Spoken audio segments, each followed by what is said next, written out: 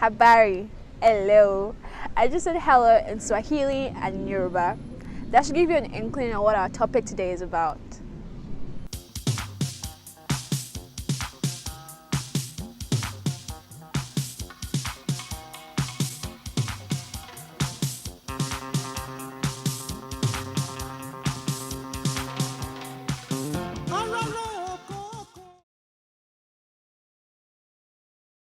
Hello everyone, you're welcome to another episode of the Syncope Pan-African series. My name is Gabriella and today's topic is so cool. We're going to be looking at African languages and their influence outside the continent. Africa is such a diverse continent, and the number of languages spoken is a testament to this. The total number of languages natively spoken in Africa is variously estimated at between 1,250 and 2,100, and by some counts at over 3,000. Nigeria alone has over 500 languages according to SIA Ethnologue and the African Language Program at Harvard, and is considered to be one of the greatest concentrations of linguistic diversity in the world. One of the notable differences between Africa and most other linguistic areas is its relative uniformity. With few exceptions, all of Africa's languages have been gathered into 4 major families. Most of the languages are primarily oral, with little available in written form. The languages of Africa break down into 4 large families known as phyla, with an additional Austronesian family spoken in Madagascar. The 4 continental language families are Niger-Congo. Now this language family, with approximately 1,300 to 1,650 languages, is the largest of the 4. It is also the largest language family in the world. The Niger-Congo languages inhabit Western, Central, Eastern and Southern Africa. The most widely spoken languages of Africa, such as Swahili, Yoruba, Amharic, Fula and Igbo, all belong to the Niger-Congo family. The next family is the Afro-Asiatic family. Now this family is second in size to Niger-Congo and has about 200 to 300 member languages in Africa. The Afro-Asiatic languages in Africa are found mainly in northern regions of Africa, including northern Nigeria, southern Niger, Somalia, and the North African countries of Morocco, Algeria, Tunisia. Languages such as Hausa, Sidamo, and Afar belong to this family. Now over to the Nilo-Saharan family with about 80 languages. These occupy Eastern Africa, northeastern region of Africa. Countries like Uganda, Tanzania, Chad, the Sudan, have languages that fall into this group. Kalenjin, Lango, and Naringa are some of the languages in this family. Last but certainly not least is the Khoisan family, with between 40 to 70 members. Believed to be the oldest of the 4 language families, it is the smallest of the 4 and is found mainly in southern Africa. Sandawe, Nama, and Shoa belong to this language family. Now let's look at something really interesting: extinct languages in Africa. An extinct language is a language that no longer has any speakers, especially if the language has no living descendants. According to Wikipedia, there are about 52 listed extinct languages in Africa. These languages are from every region of the continent, but for simplicity, we'll discuss 3 extinct languages. First on our list is Ancient Egyptian. This language is an Afro-Asiatic language which was spoken in ancient Egypt.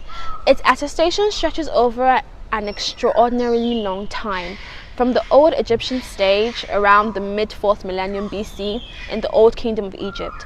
Its earliest known complete written sentence has been dated to about 2690 BC, which makes it one of the oldest recorded languages known, along with Sumerian. Its writing system includes hieroglyphs, cursive hieroglyphs, and Coptic. Next on our list is Isuma.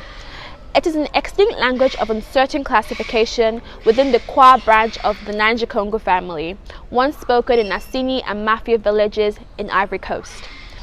This language became extinct in the 1800s when speakers switched to the Ayin and Nzima languages.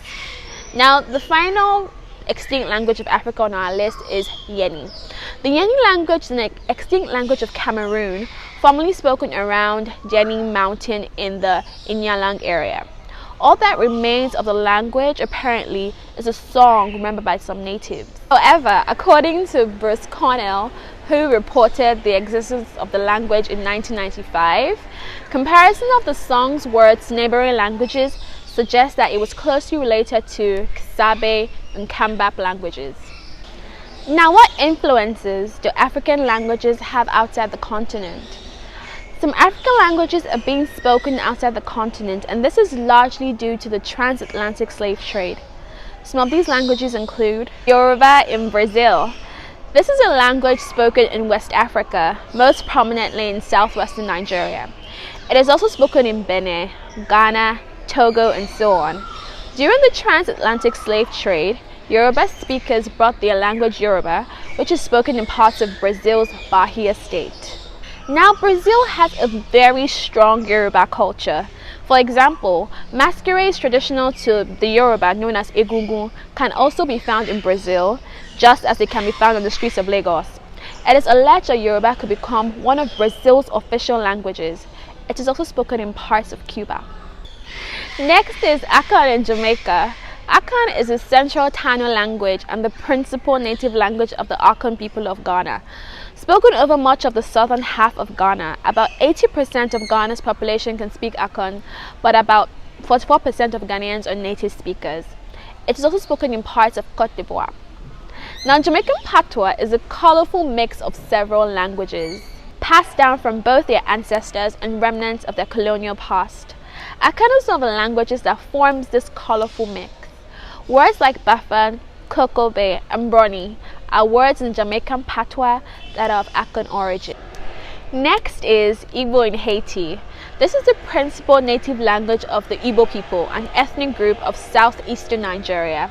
The Igbo, whose traditional territory is also called the Bight of Biafra, also known as the Bight of Bonny, became one of the principal ethnic groups to be enslaved during the transatlantic slave trade. Igbo is also spoken in Equatorial Guinea, where it is regarded as a minority language. Overall, people who speak this language reportedly make up about 0.36% of the world population. In Haiti, there were many Igbo slaves. This is a Creole saying of "Nous c'est Igbo," meaning we are Igbos. Slaves kept some of their language, and today, some Haitians still contain Igbo elements within their Creole. African languages have obviously influenced the way some parts of the world speak and communicate. They are the tongues of our ancestors, and it's only fitting for us to create conversations around them and embrace them. I hope you found this interesting and informative. Please give us a thumbs up, share with your contacts, and subscribe to our channel. Thank you so much for watching. Goodbye.